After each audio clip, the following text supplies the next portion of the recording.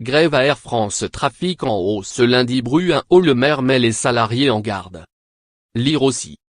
Référendum chez Air France, une partie de poker perdant-perdant.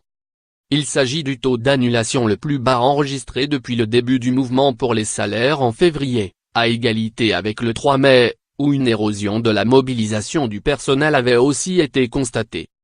Lundi, le taux prévisionnel de grévistes est de 14,2% côté pilote, 18,1% pour le personnel navigant commercial, hôtesse, steward, chef de cabine, et 10% pour le personnel au sol, selon la direction.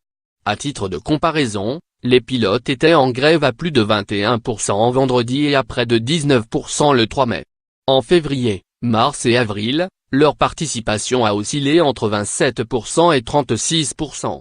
Dans son communiqué, Air France a déploré la poursuite de ces grèves, alors même que la période qui s'ouvre ne permet pas d'engager une quelconque négociation pour y mettre fin.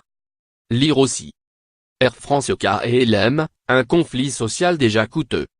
Vendredi soir, le président d'Air France et PDG d'Air France KLM, Jean-Marc Janaillac, a présenté sa démission au vu du résultat négatif d'une consultation du personnel de la compagnie sur les salaires, dont il était à l'origine.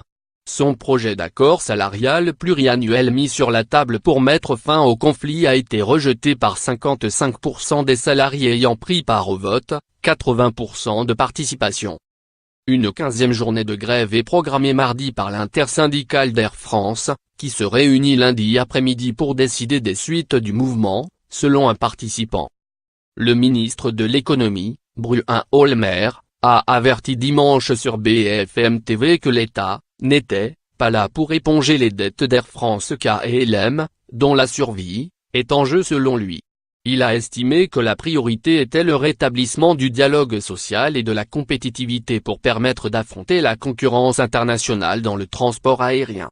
J'en appelle au sens des responsabilités de chacun, des personnels navigants, des personnels au sol, des pilotes qui demandent des augmentations de salaire qui sont injustifiées. Prenez vos responsabilités, la survie d'Air France est en jeu, a-t-il dit.